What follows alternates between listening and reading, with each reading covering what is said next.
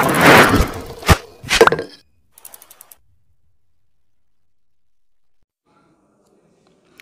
very good morning to all. Welcome to GWEST 2020 on behalf of Department of Management Studies from Baba Institute of Technology and Sciences.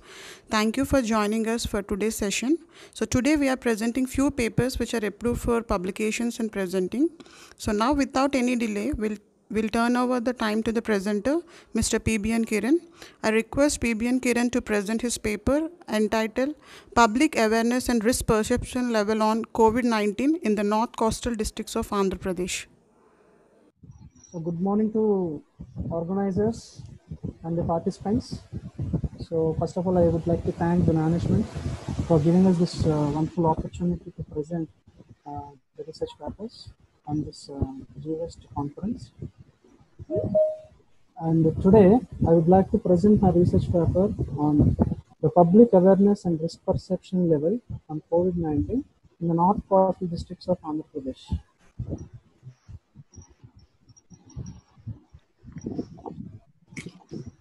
So I have taken 3 districts here in Andhra Pradesh, Visakhapatnam, Vijayanagaram and Srikakulam. The research study completely taken place in these 3 districts, and around 292 respondents I have taken. From them, the public awareness and the risk perception levels in different districts we have calculated, and we have arrived to a conclusion, and whereby which this awareness, in order to increase some consciousness among public and increase the awareness on risk perception level on this pandemic COVID-19. So coming to the abstract of the paper. So today in India we have a population around 1.22 billion around, and with diversified ethnic groups and regional characters and cultures and religious people. And today there is a outbreak of novel coronavirus disease COVID-19 in front of us in this 21st century, which we have never met ever before. And so this is considered as an untreated disease, and disorders which have a significant effect on quality of life on all the people of throughout the globe. So in assessing this clinical preparedness, regarding this pandemic with a highly pathogenic virus, so understanding of this individual's experience, here we are able to predict the behavior among people. So at present, if we can see, as of today, there are about 274,078 people have been affected with this coronavirus, and according to this state department, Health and Social Welfare Ministries, they have given a number around 5,029 in Andhra Pradesh, and around 73 people have died by affecting this COVID-19 as on date. So what generally my study aimed at is, we try to establish some consciousness among public, and we just wanted to understand the perception of people and about the danger of this COVID-19, and this the study completely revealed about the symptoms and measures, what sort of measures to be taken, and how we need to be aware of this, and what sort of precautions need to be taken, and how this risk associated with this pandemic, and at what level this pandemic is at. All these things we have come up with in this article, and I would like to present. So basically, this virus has come up from the family of RNA virus, and WHO has announced this virus as COVID-19. So on 11th February 2020. So this is a new virus and disease which is introduced to all of us in the month of December 2019, and this outbreak has come up in Wuhan, China. So the origin of this virus has progressed rapidly to the level of a global pandemic with many countries worldwide. So it is very difficult to identify a country which is not met from this COVID-19 pandemic. So it is increasing at an exponential rate every day, and people need to be more aware of this danger. So in understanding of this danger, this pandemic is one of the factors that is lead to increased public involvement in taking so many preventive measures, and these guidelines been given by the state government and central government in November. So the research paper review aims in examining the different roles of public on the knowledge of this COVID-19 and the perception levels of risk in perceived COVID-19 at the risk levels. So this evolutionary cycle of this virus presents a remarkable global health and monetary challenge in front of everyone, which is interconnected with human social orders. So we have four objectives to study, and here we are presenting the study objectives. The four objectives are we try to assess the situation and the practice that is there in the community towards this COVID-19 in the north coastal districts of Andhra Pradesh, and we have analyzed the risk perception level of COVID-19 in the study area. And also, we just wanted to identify how public are aware about this pandemic 19. And also, we would like to give some suggestions how and improving this awareness and reducing the risk perception level among public. So we have taken a methodology, and the methodology has been designed in such a way that the study has a relevance and it has its own importance. Basically, the study is exploratory in nature. This method has been adopted by collecting the required data in order to come up with findings and suitable suggestions. So we have designed a structured questionnaire and by developing some collected data. And we have initially conducted this questionnaire and distributed this questionnaire to 20 respondents, from which we have tested the pilot study, and after which we have gone conducting for the different number of people in north to coast districts of Andhra Pradesh. So if you just the screen is visible to all of you. So we have taken the samples based on the district wise, and from Visakhapatnam 135, Vijayanagaram 88, and Srikakulam 69, and altogether 292 samples have been taken in north coast districts of Andhra Pradesh. From these people, we came to and we have arrived at a conclusion, and we have suggested some suitable suggestions and through our findings. So the data that whatever we collected and we have distributed through Google Sheets, through emails, as we are in lockdown, and we have used some social media platforms by adopting some simple random sampling technique, and we have analyzed the data which we have collected from the respondents, and we analyze this data from SPSS to come up with a frequency distribution in order to meet objectives of this study.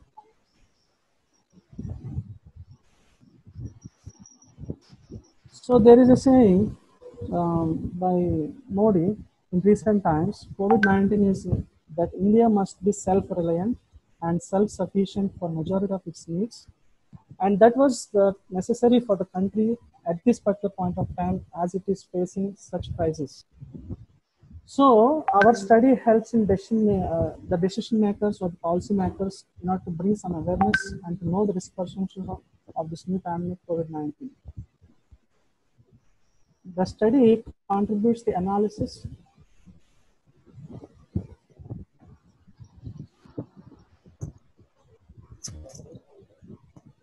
The study contributes the analysis of different aspects of the public awareness and risk perception level in the north coastal districts of Andhra Pradesh.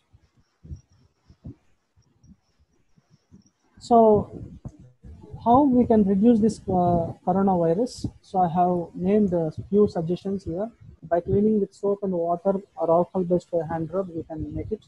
And we have to cover our nose, mouth when coughing and sneezing with a tissue or flexed elbow.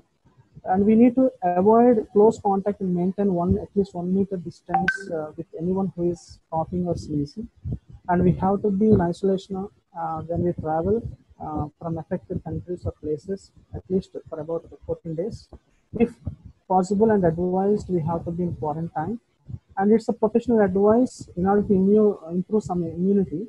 While there is no medicine for COVID-19 so far, we need to take some measures in order to boost ourselves towards immunity. So as it is most important, and we have to drink more water throughout the day, and we have to practice this yoga meditation at least for 30 minutes a day. And at the possible way, we have to use some turmeric, cumin, and coriander and garlic, especially when we cook our food. And this is basically the background of study.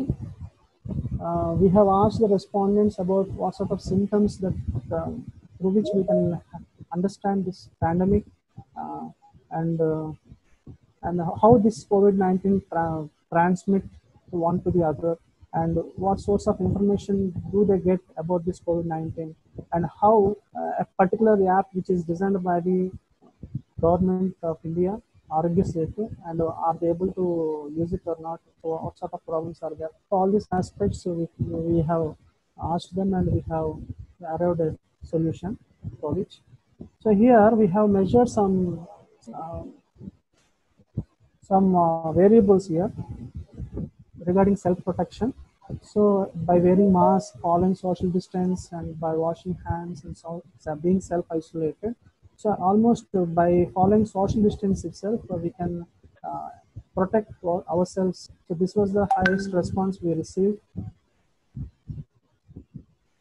And by calculating the gender-wise, the risk perception level, among male, it is found that around 161 respondents said that there is a high risk level of this pandemic when comparatively male. So age-wise, when we calculated among adults, around 148 respondents, we have received that there is a high risk of perception among these people about epidemic COVID-19. So location-wise, when we have done this study, we have identified the people have awareness of the danger of pandemic COVID-19, especially in the urban areas and comparatively rural and semi-urban areas. So at present, we have 143 cases registered in Visakhapatnam, and 45 cases registered in Vijayanagar, and 33 in Srikakulam. And this database has been taken from the source of COVID-19india.org as on date. So the very findings are in the study. More than 3 of the respondents said that 3/4 of the respondents have said that fever, tiredness, cough, some nose, running nose, sore throat. So these are all the difficulty that is there even in the breathing. These are all the symptoms of COVID-19, and these people have accepted it. And approximately 85% of the respondents said that COVID-19 is transmitted through respiratory droplets. And the level of risk perceived by the rural people is a little bit higher than that of urban people here. And only 61% of the respondents are using right now the Arogya Setu app. And the perception of risk is changing with the advancement of age, as the data shows that the percentage of respondents felt that the risk is high as deceased, decreasing from the teenager to the old as response. Okay, so this is the major reason for the spread of COVID-19 in India. At the initial time, there was a negligence followed later the lack of awareness also in delaying some recognition about this COVID-19. So these are all some of the findings which we made, and this is the app which is designed by the central government of India, where we will get the COVID-19 updates every day, and we will have e-pass facility in this, and we will have some media center also, where you can have some trending videos and users guide in order to protect yourself from the pandemic. And also this is an important step in order to fight this COVID-19. And by leveraging this technology, it is providing some important information. As more and more people use it, its effective will increase by using this. So these are some some suggestions how you can protect yourself from the spread of COVID-19. So try to avoid your eyes, nose, mouth. Why? Because hands touch many surfaces and can pick up virus. So once it is contaminated, hands can transfer the virus to your eyes, nose, and mouth. From there, the virus can enter your body and can affect you.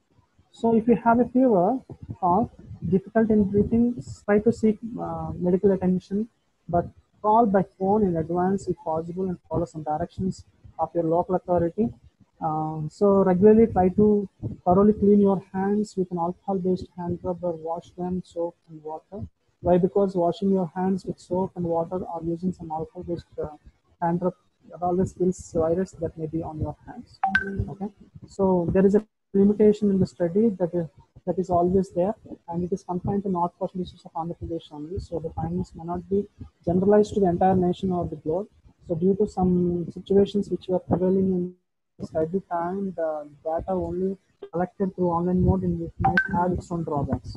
So one thing we need to understand here is that the pandemic COVID-19 is a very dangerous disease and that we should acknowledge. So significantly, this COVID-19 is impacting the complete health services as non-communicable disease.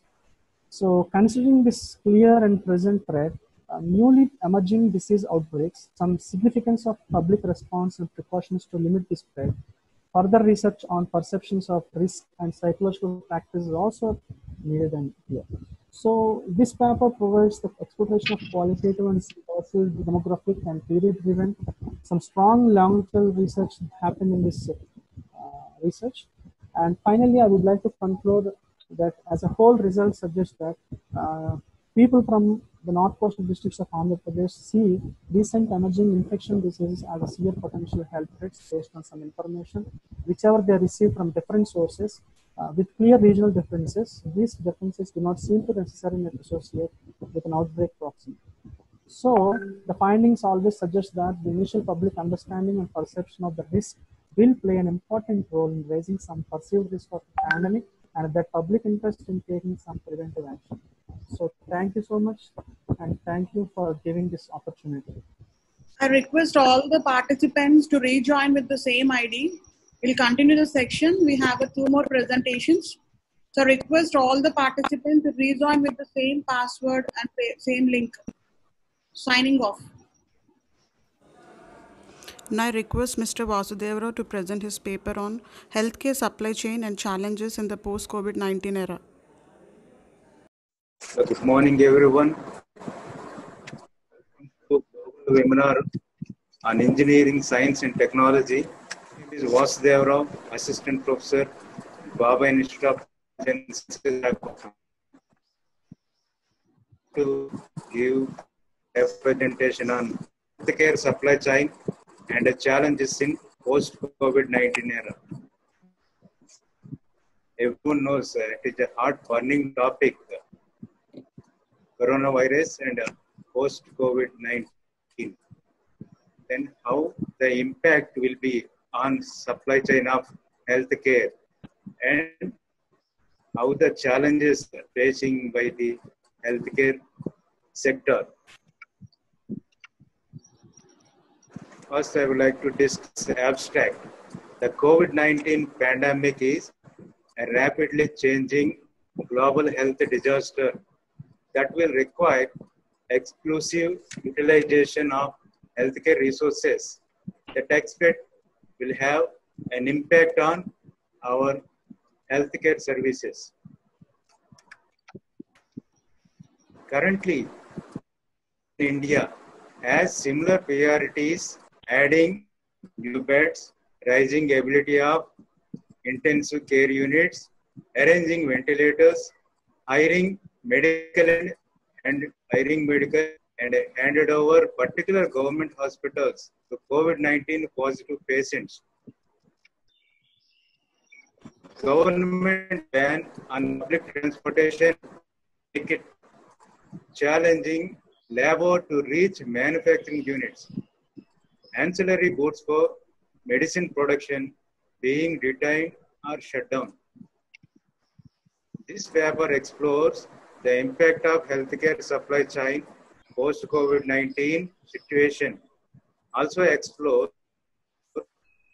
the critical position the hospitals, pharma sector, and entire healthcare sector due to COVID-19 pandemic.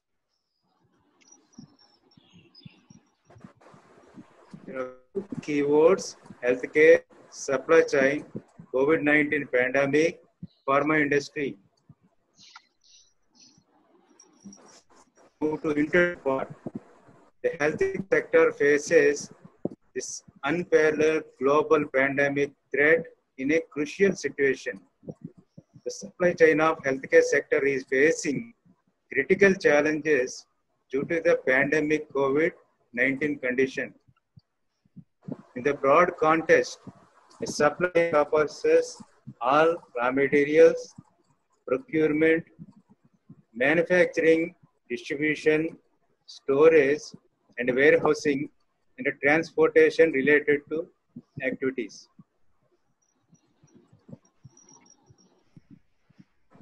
The Indian pharmaceutical industry faces difficulties when it comes to transporting ancillary supplies such as bottles and caps due to nationwide lockdown.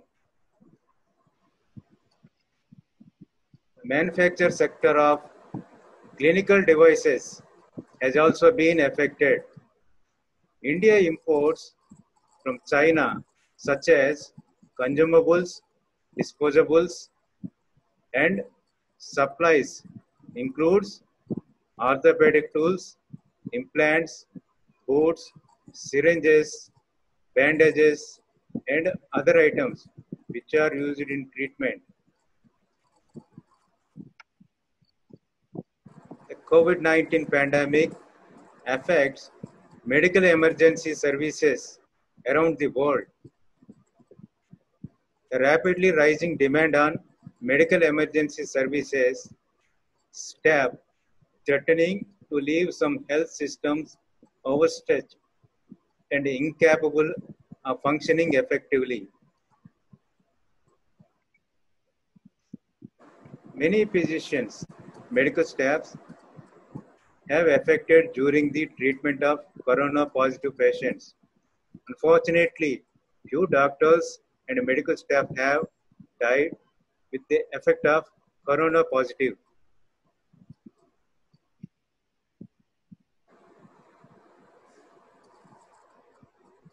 Here I review few literatures for the purpose of my study.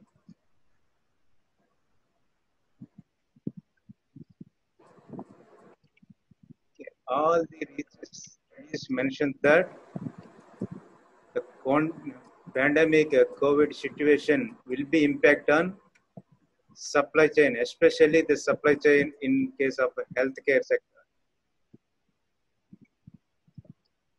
Objectives of the study: to study the challenges in healthcare supply chain post COVID-19 era. Second objective, to study the solution to healthcare supply chain without interruption in a positive COVID-19 scenario.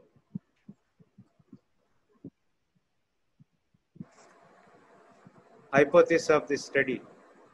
Here I use two hypotheses. H1, there is a significant relationship between healthcare supply chain and a post-COVID-19 situation.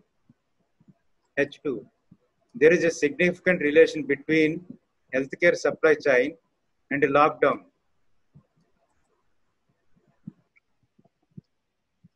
Methodology of the study.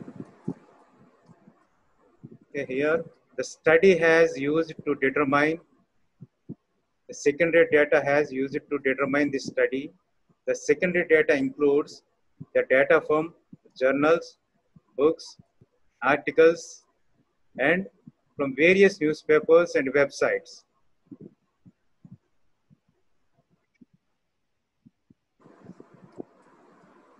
Come to analysis of this study.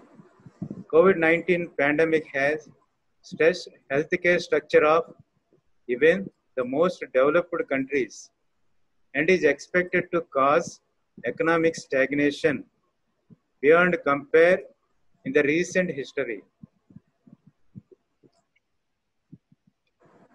The following are critical obstacles faced by the healthcare industry in the post-COVID-19 supply chain. The government restriction on public transportation make it challenging for labor to reach manufacturing units. Another obstacle, Another thing to keep an eye on is the transportation capacity has been reduced. Its logistical difficulties. Trucks carry coal for power generation to pharmaceutical companies, manufacturing units not allowed to pass through. Ancillary medical products are locked down or shut down. Few more difficulties. Vehicles of producers of pharmaceuticals packing products were detained. Along with this, air transportation shutdown has meant stuck goods. Printers, which are hard for producing medicines and their packaging.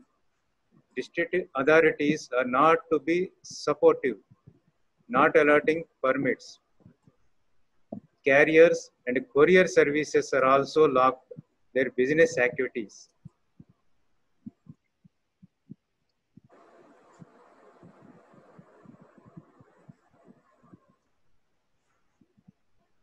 Okay, before doing this section, I'm going to conclusion. The study explores the challenges have been facing post-COVID-19 situation. The Government of India has released strategies for the hospitals to prepare the coronavirus occurrence that hospitals are compulsorily back up beds, maintain isolation wards, arranging for adequate high oxygen masks and ventilators, etc. In this critical situation, all sectors in the world has affected, including healthcare sector. In certain, the production process and shipping facilities were closed due to the lockdown.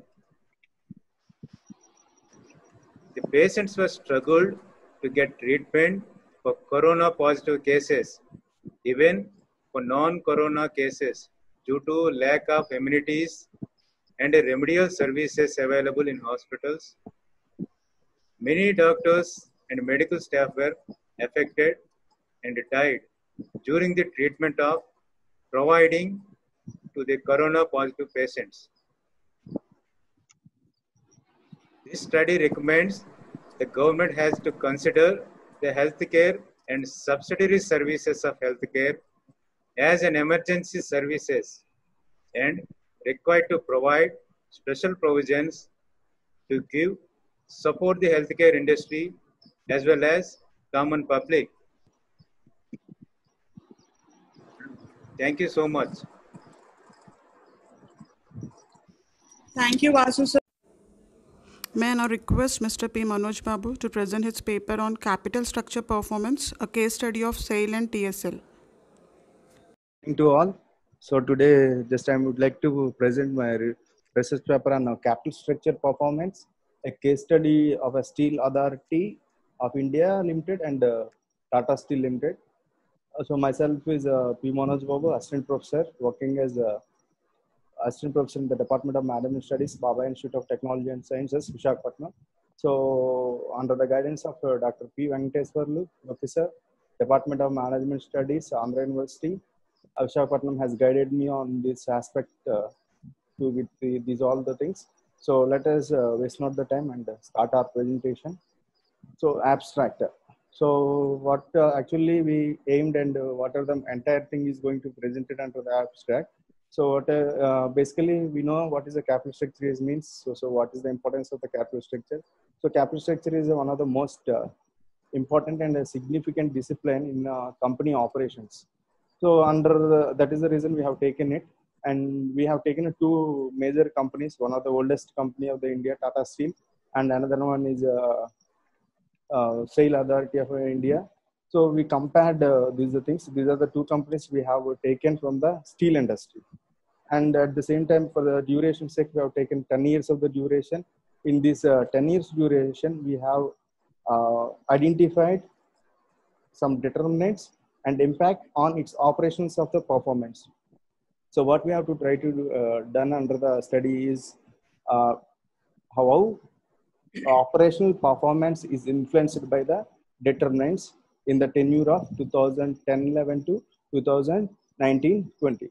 Just there is a number of determinants we can identify, but we have taken only 7 determinants for the sake of length of the paper and all. So we have only taken 7 determinants: asset size and profitability, non-tax shield. We have taken some 7 determinants. So in this, we have what sort of identified we are under the study. First, under sale. For a sale, we have identified that in 7 determinants, asset size and profitability only has shown a positive impact, and the remaining all other determinants have shown a negative relationship with the debt leverage of a sale. So this is the finding that we have found in our research. And when it comes to the Tata Steel, interest coverage and tangibility showed a positive, and other remaining determinants showed a negative relationship with the debt leverage of the company. So when it comes to both the companies are not maintaining a properly optimized capital structure, and that means nothing but they are not using a debt proportion at a level of optimization of a firm value, or also reducing of a cost. So under this, what we have suggested is, so to maintain the optimal capital structure and get the advantage of by the debt leverage.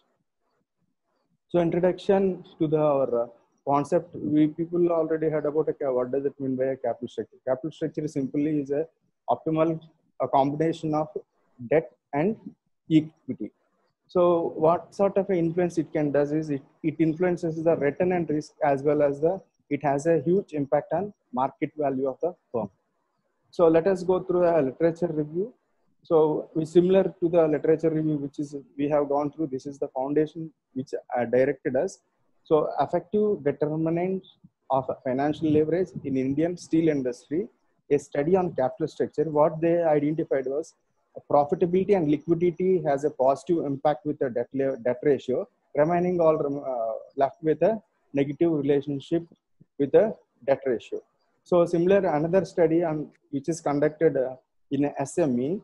So they have identified the same thing about the current assets size, sales growth, and fixed rate asset size, which were found substantial positive effect on SMEs with respect to the debt ratio. So what sort of objectives we have chosen to work with? The first one is about how and what is the relationship between a capital structure and financial determinants of a SAIL and Tata Steel. So relationship between capital structure and financial determinants. That is the first objective. And second one is about impact of capital structure and financial performance. So here only we have just taken 2 things. We want to identify relationship and impact of a capital structure on capital performance of a organization and determinants. So it is very simple that the objectives are to identify the relationship and impact of capital structure by the determinants. So these are some of the hypotheses that we have formulated. 7 hypotheses we have gone through. So all hypotheses are formulated that we want to test the significant relationship is existed between the determinants with a capital structure or not. So I will go through as a time constraint is there, so that I will wrap up it quickly. So what sort of a significant relationship we want to test is capital structure and asset size, capital structure and growth, capital structure and tangibility, capital structure and profitability, capital structure and interest rate, capital structure and non-tax shield, and capital structure and liquidity. These are the 7 determinants that we have chosen for this study. There is a number of other determinants is also available, but we have chosen only these time-tested 7 determinants. So this is what we have gone for to test the relationship. We have used a statistical tool called as a correlation. So correlation, already we know that correlation is going to tell about how far 2 variables is having a relationship, like a positive or a negative or a non-linear, nothing but there is no relationship. So when we have tested with the SAIL, capital structure and it determinants relationship, when it comes to the only sales size and profitability, you can observe here. So which is under red. So sales size and the profitability alone shown a positive relationship, remaining all shown a negative relationship. So it has a positive impact. So positive relationship, these determinants have the positive relationship with the capital structure. And when it comes to the Tata Steel Limited, so we can observe that only sales size and tangibility has a positive relation. Remaining all have a negative relationship.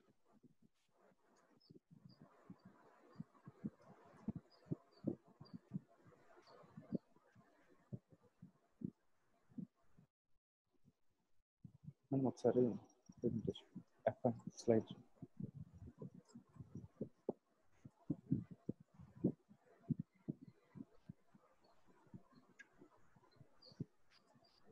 So next one is about, we have tested all the hypotheses. We have chosen a t-test to test the hypothesis.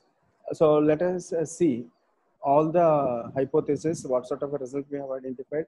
So first hypothesis, there is a significant relationship between a capital structure and asset size. So we have assumed so that capital structure and asset size has a positive relationship. So what we have found in our test is, so it is accepted.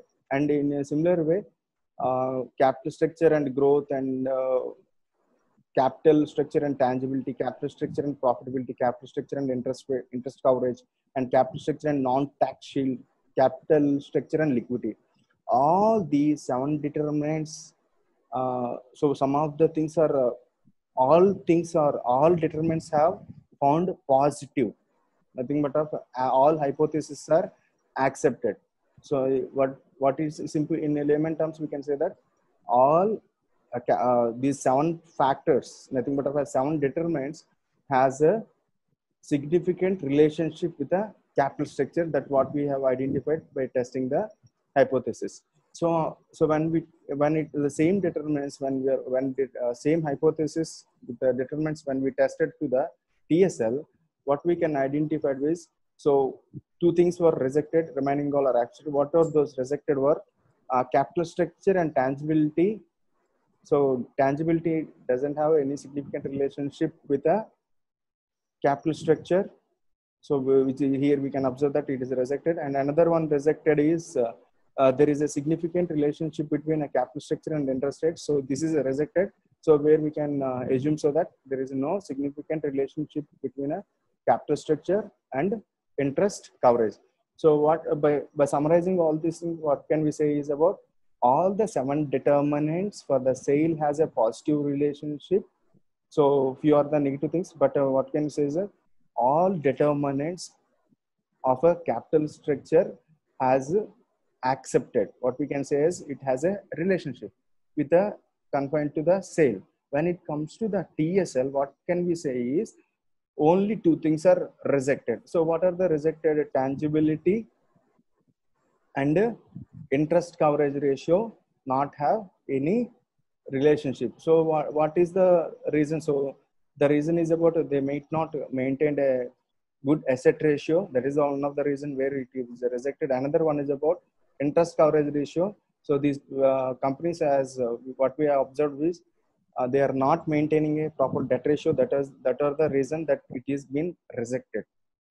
So next one. So this is the thing what we have tested under the t-test hypothesis, all are tested. So some of the major findings. So SAIL has a higher capital structure growth rate when compared to the TSL. So it is a capital structure growth rate is very good. And next one is about TSL.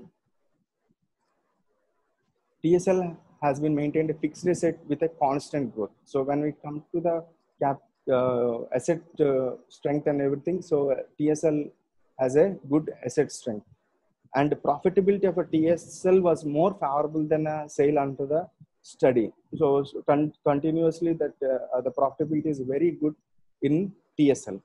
So at the same time, TSL has been paid a higher interest charges than a SAIL during the period. So the TSL employing more debt rather than a SAIL. Tangibility of a TSL was better than the SAIL for the last and past 10 years. nothing but of, so the assets also maintained by the TSL was very high compared with the SAIL. And it was found that higher depreciation charges were borne by TSL and SAIL. So it is observed that higher depreciations were observed. And next one is about sales size and profitability. Already we have discussed the same finding in abstract, and we have seen in our statistical observations. So the finding is nothing but so sales size and profitability determinants are positive correlation and remain fixed assets, growth rate and tangibility, interest, non-tax shield, and liquidity determinants are negative correlations with the long-term debt relationship of a sale.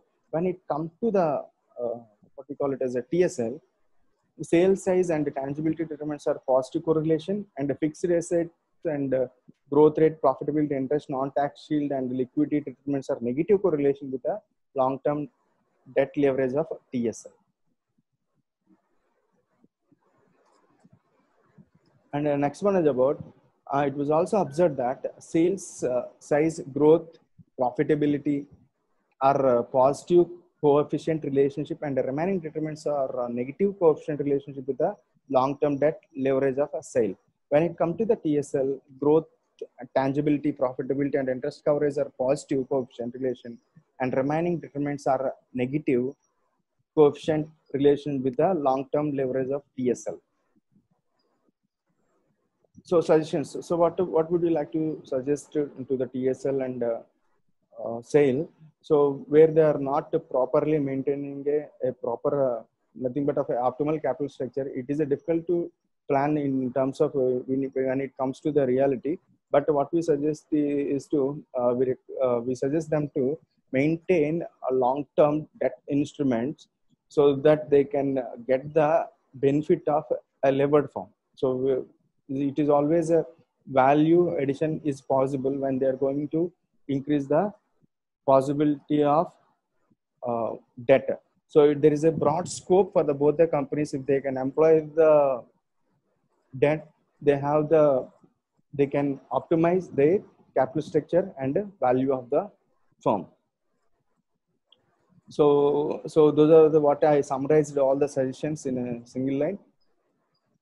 So conclusion. So in this conclusion, what we can do is, it is very difficult in a real time. So it is all theoretical aspects. It may be good enough, but when it comes to the companies like big companies like SAIL and TSL, defining a capital structure is a big task. But still, they can have a broad scope to develop a better capital structure and concentrate on a few things where they can improve their performance of the company and improve the value of the firm. So I'm very thankful to the organizing committee for giving such a beautiful opportunity to present my paper, and thank you. Now request Dr. G.V. Lakshmi to present her paper on emotional intelligence and its navigating strategies of banking sector employees. Good morning to one and all. This is Dr. G.V. Lakshmi, Associate Professor, Baba Institute of Science and Technology, Visakhapatnam. My topic is emotional intelligence and its navigating strategies of banking sector employees. The emotional intelligence is the ability to know and deal with one's emotions. The skills concerned with emotional intelligence include self-regulation, self-awareness, compassion, motivation, and social skills.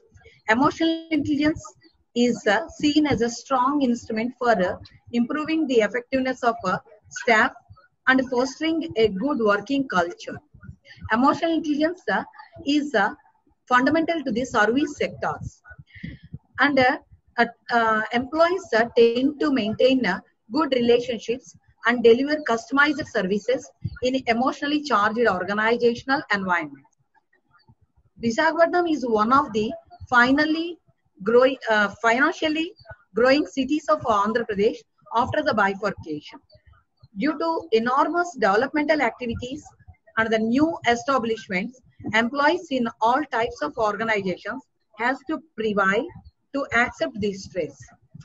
Significance of this study was to investigate the impact of different types of strategies on balancing the emotional activities of both male and female employees operating in both public and private sector banks.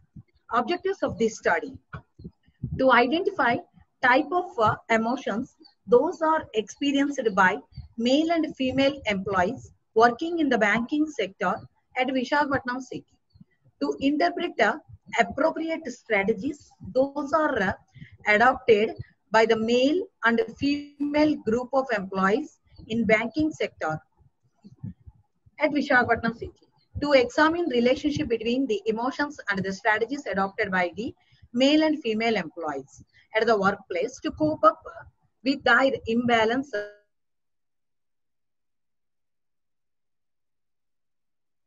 by exploring 184 operational manager cadre employees from various randomly selected 22 banks belonging to both private and public sector situated in the central area of Visakhapatnam city, Andhra Pradesh.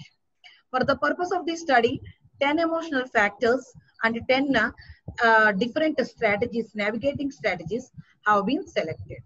Survey was conducted during August to November of 2019. Employee perception and emotions are the strategies adopted to navigate intelligently at the workplace among the selected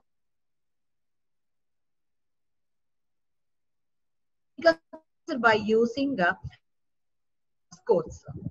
Selected emotional factors are listed below: anger, sadness, fear, enjoyment, love and affection, surprise, disgust, shame, jealousy, sympathy. And for those, the general navigating strategies for controlling the emotions are selected: the self-awareness, adaptability, social awareness, relationship management, good communication skills, trust and confidence, conflict resolution, empathy, building a stronger teamwork, work-life balance.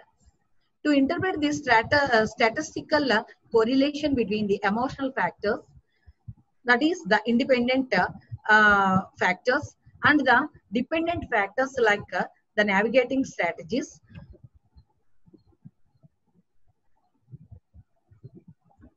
individually among male and female employees, correlation efficient was tested. Two-tiled correlation coefficient was tested. Hypotheses have been proved by using the statistical tools like ANOVA, F-test, correlation coefficient between the emotions or the strategies regarding context about the emotional factors, as well as employee perceived strategies for overcoming the emotionally imbalanced state of employee in a service sector like banks. Hypothesis or there is a significant relationship between emotions and strategies of male employees. There is a significant relationship between emotions and strategies of the female employees. So for the findings, the demographics of the employees have been prepared based on the gender, age, marital status, education, family background, and income levels, and family size, etc. The findings: as the demographics of the employees is concerned, larger segment of employees belong to the married category, and large segment means here over 48% of the employees belong to married category, and 36%, around 36% of the employees are unmarried.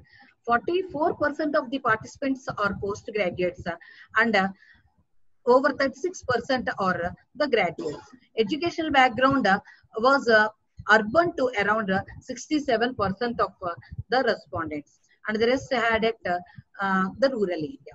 The remuneration for the job creates satisfaction as well as emotional disturbances in the life. Majority of the employees, around over 61%, are noticed with an annual income up to 4 lakhs. Out of those, 31% of them draws up to 2 lakhs per annum. Nuclear family leading employees have occupied the major segment, that is around 55%. 50% of the employees appears to have 3 to 5 family members, and 33% of the employees who possess less than 3 members in their families. The job experience is seen as a good measure of efficiency for workers. There is a positive relationship between experience and the satisfaction. Hence, it is also considered for the emotional factors. So here, around 75% of the total employees from both the banking sectors are having up to 10 years of work experience. Out of those 75%, 43% are having above 1 year up to 10 years of experience, and the 31% of them having below 1 year experience. So the emotional experience of the employees, of the male employees, have been selected, and they are categorized based on having the time of the frequency of getting these experiencing these emotional factors. Our emotional factors: anger, sadness, fear, enjoyment, love, and affection, surprise, disgust, shame, jealousy, sympathy, have been analyzed. Though there are some situations where occurrence of a similar situation may not affect the emotional state of an individual in its repetition. Out of the selected emotional variables, male employees experience love and affection. Mostly, the male employees experience love and affection, enjoyment, sympathy, disgust, either frequently or always in the working work environment or the workplace. Whereas a perceptible group of employees who experience the sadness, the anger, surprise, sympathy, enjoyment, fear, and disgust only at some times than those of the other counterparts. So these percentage of employees who experience only at times these sadness, anger are noticed to be 34 to 25% of the total strength. But some experience of anger, sadness, and fear only rarely in the workplace. And then the same emotional factors are analyzed in case of the female respondents also. Here, the findings of the female respondents, female employees, are as follows.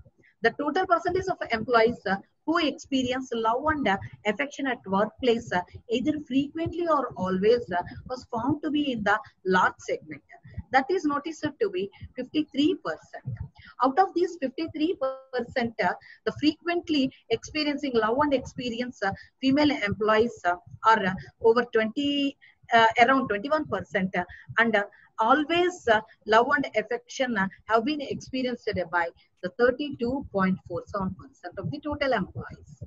Further, an appreciable group of employees had an experience of enjoyment, anger, fear, and sympathy also, but they experience it frequently or always. So out of these employees, 41.56% experience enjoyment. The anger experiencing employees are noticed to be around 39%. Fear experiencing employees, female employees, are noticed to be 38%, and over 36% have experienced the sympathy. On the whole, most of the female employees never had a rare experience of feeling shame. Those are constitutes to be around 65%. Jealousy been noticed or identified among 56% of the female employees, and the sadness is sadness and disgust are noticed in 50% and below, around 50%. Now the strategies for the navigating of the emotional factors in a proper way or in a right way in case of male employees and female employees have been noticed and identified in the which are perceived by the male employees and female employees individually. So our selected strategies for navigation are self-awareness, adaptability, social awareness, relationship management, good communication skills, trust, confidence, conflict resolution, empathy, building stronger teamwork, and work-life balance. Who have stated the trust, confidence, relationship management, building a strong teamwork. Yeah. Though a good number of employees ranging from 55 to 60% rated them to be either effective or extremely effective, the percentage of employees rated highest score for social awareness and trust and strategies were found to be over 60% out of the total from the two private and the public sector organizations. Then the other parts. And then coming to the percentage of employees who stated the effectiveness of strategies was found to be more for adaptability or noticed to be over 40%. Nevertheless, there are around 34% of employees each who rated social awareness and trust and confidence to be extremely effective for the emotional control in the organization. Or hypothesis test, there is a significant relationship between emotions and the strategies of the male respondents. Strategically, hypothesis one is accepted that a significant relationship is noticed between emotions exhibited by the male employees and the navigating strategies adopted by them.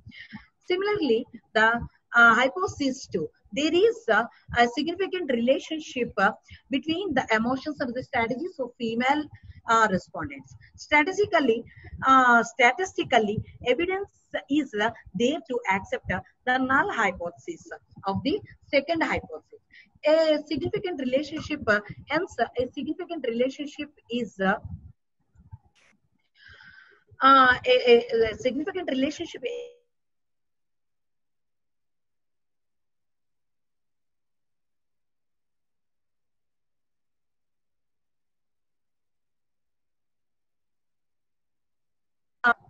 the organizational success, efficiency with successful and competent human strength. Emotional intelligence is a hot topic today. It is recognized as one of the main causal dimensions for the organizational and the personal distress. Improper exhibit of emotional factors leads to organizational goals negatively.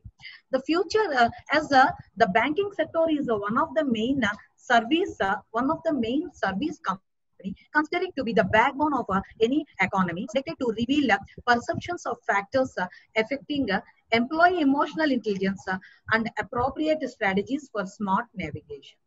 It is revealed that there is a difference among the male and female in the exhibition of emotional factors and also of these strategies. The scope of this study. Yeah. Further research would be advantageous and advised to explore potential correlation between emotional intelligence and other work attitudes, behaviors, and outcomes. Along with the banking sectors, similar work can be done in different industrial sectors also. There should be a study to identify the barriers for the adaptation of the strategies to the navigation of the emotional factors, which is said to be more important. Now, thank you, one and all.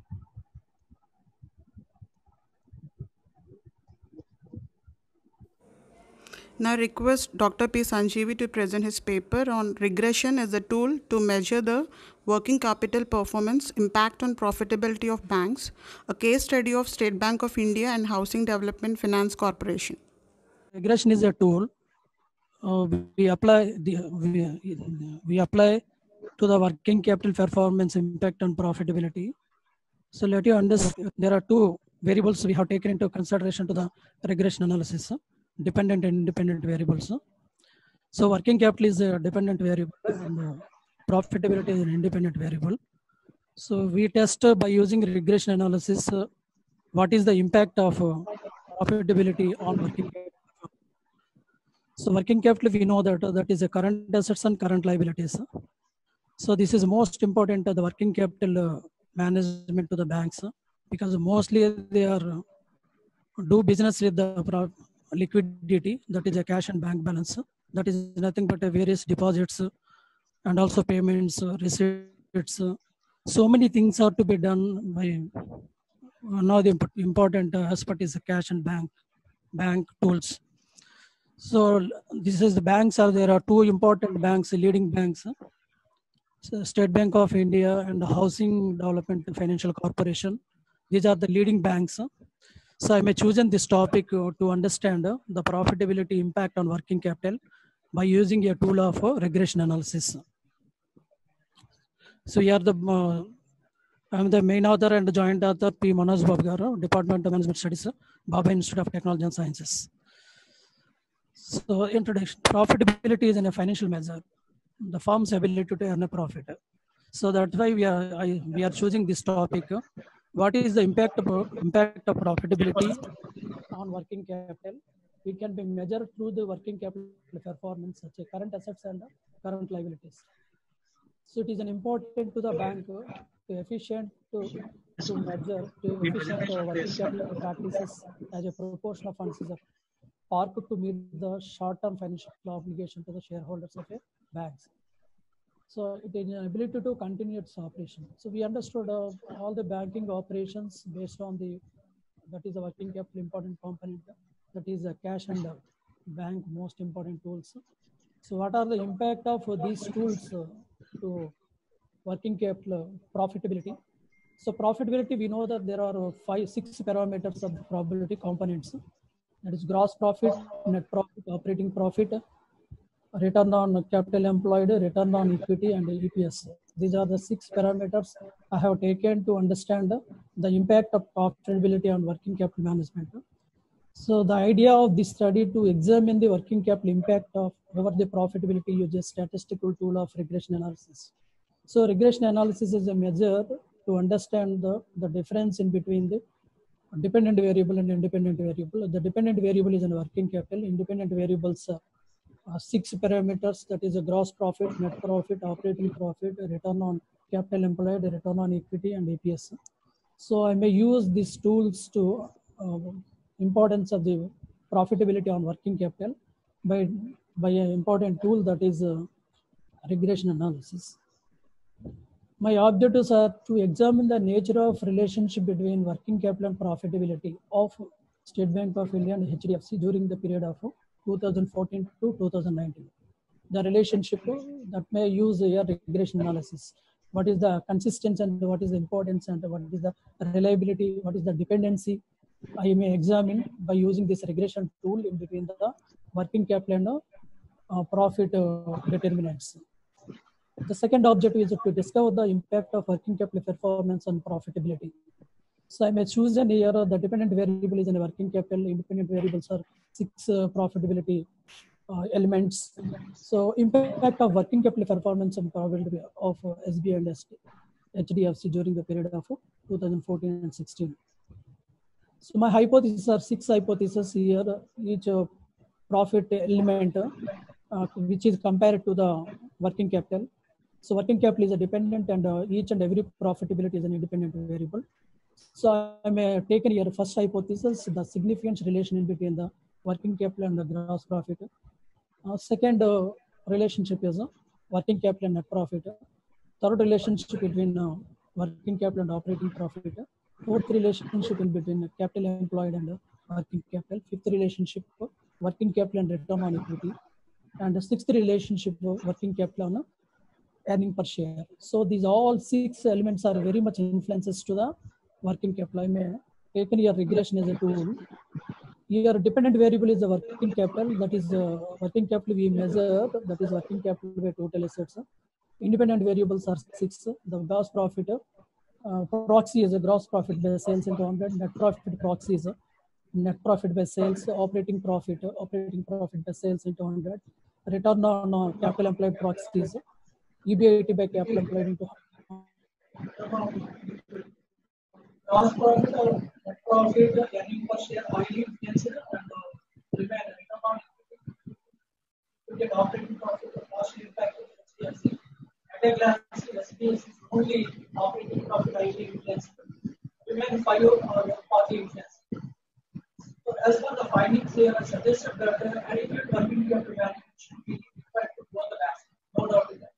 Especially, SBI should take care about this profitability, because it only operating profit is only that's impacts are not influenced. That's the real I suggested here SBI to more concentrate on the repair and profitability. Balance working capital should be planned as an excess.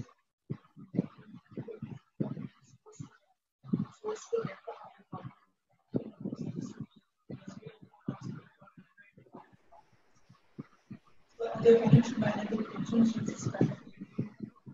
We have time to manage.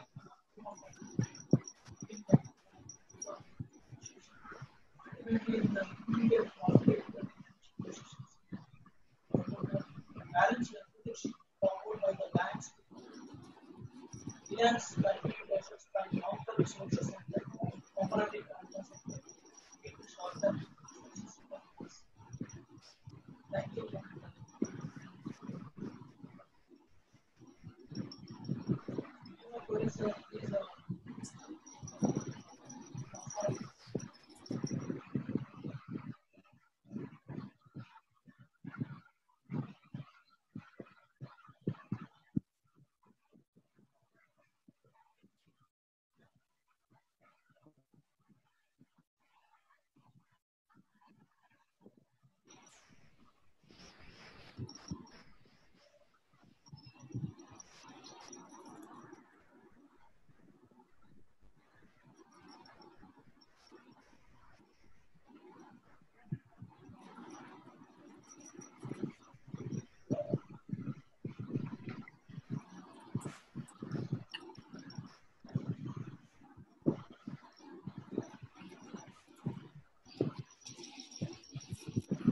So if you have any queries, please type in the chat box and it will be addressed by the presenter. So thank you, sir, for presenting your paper. And next, PBN Kiran to request to present his paper.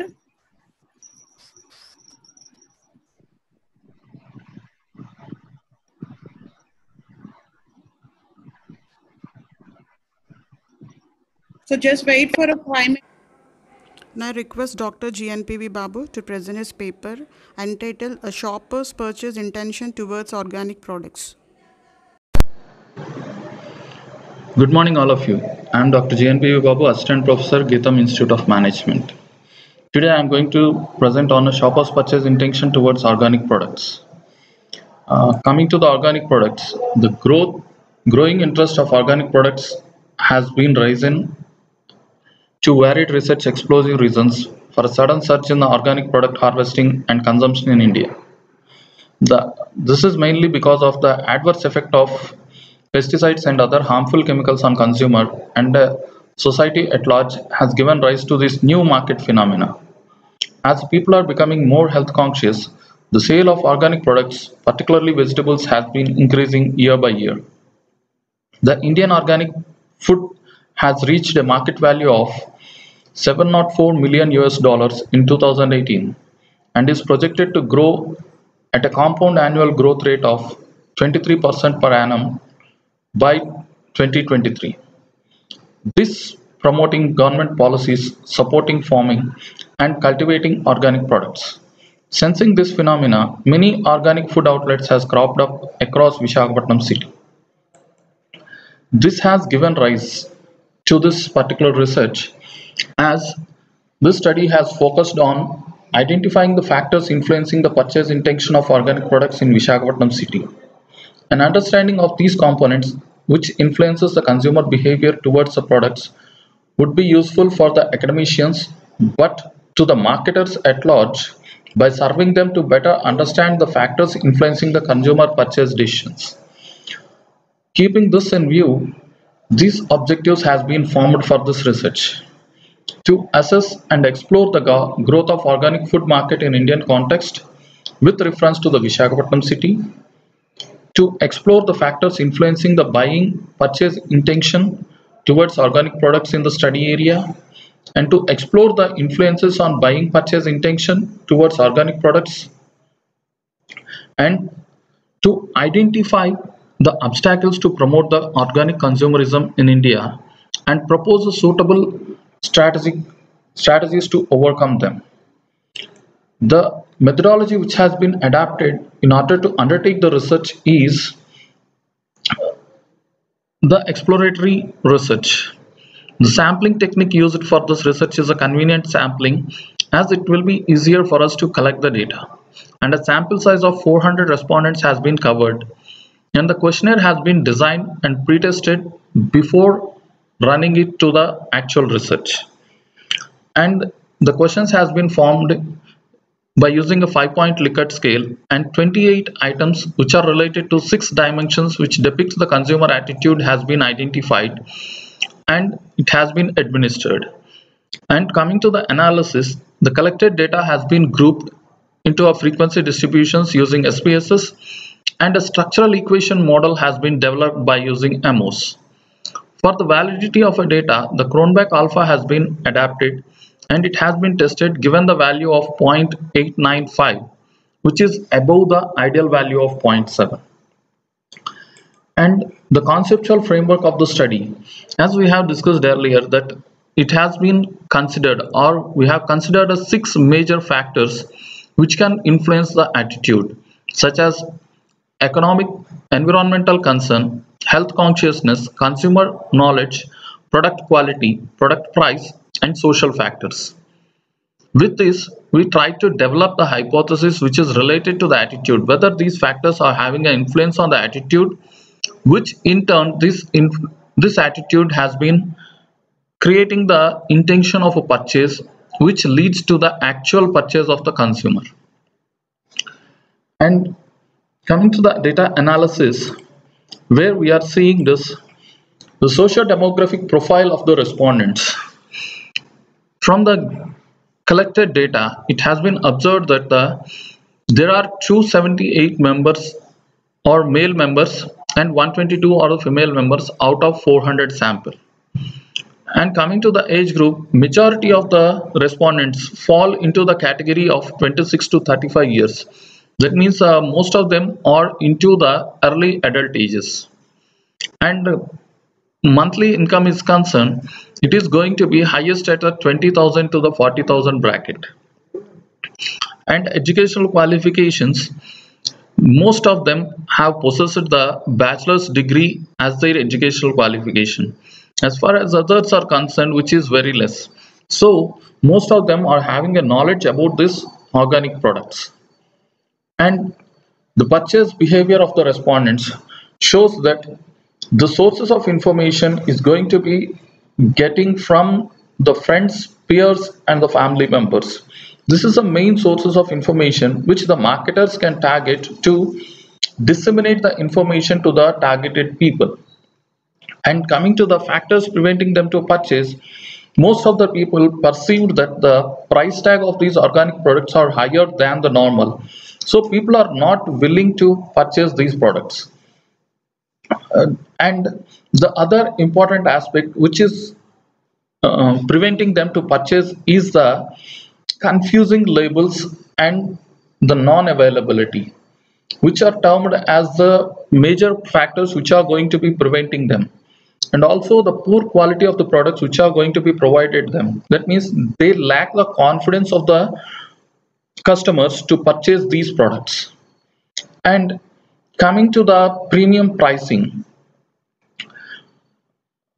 most of the people are willing to pay 1 to 5% extra. But the other category of the people, which they are going to say, there are 72 respondents who said that they don't want to pay extra for this kind of products. And why the people are preferring this organic products means, as it is the health consciousness which is creeping up, which is maintaining or making the people to think about these organic products, to go away from the pesticides or the chemicals. This is the main reason which majority of the people has quoted. And the other thing they are concerned about this is about the food scandals which has been created or which they are going to come up across the country. And when it has been coming through the SEM analysis of the proposed theoretical model, where the result shows that this has a significant impact. All the 6 factors are having a significant impact on the attitude, which says that we are going to accept the hypothesis that it has a significant influence on the attitude, where this attitude is going to have a significant influence on the intention of purchase, which is going to be transformed into a purchase, actual purchase of the consumer. So the study has demonstrated that all the 6 variables, namely environmental concern, health consciousness, consumers' knowledge, product quality, product price, and social factors, are significant in affecting consumers' decision to purchase organic products. And consequently, the rise in cognizance of rewards of organic food consumption has changed the lifestyle. Rising environmental concerns, an increase in health hazard diseases are the major driving factors fueling the market growth for the organic food in the Visakhapatnam city. And the study is narrowed down to the respondents to Visakhapatnam city. So the findings may not be applied to the other cities. So the similar kind of studies can be undertaken in the other cities to gain insight into the impact of cultural factors on the consumer behavior, as well as a comparative study on the behavioral aspects of consumers in different cities is worthy for the further research. Thank you for your valuable time.